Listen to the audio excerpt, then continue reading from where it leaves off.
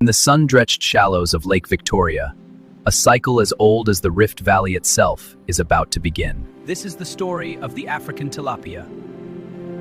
Oreochromis niloticus, a master of adaptation and a titan of the freshwater world. Our story begins in the lek, a sandy arena on the lake floor. Here, a dominant male clears debris, sculpting a craters.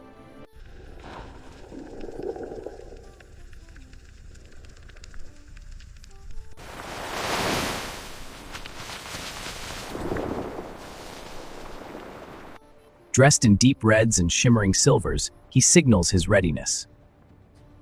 A female approaches. In a precise choreographed exchange, she releases her eggs, but survival here demands innovation. The tilapia's secret weapon, as soon as fertilization occurs, the mother gathers the eggs into her mouth. For the next 2 weeks, she will not eat. Her throat becomes a living nursery, carefully churning, oxygenating, sustaining life. The eggs hatch.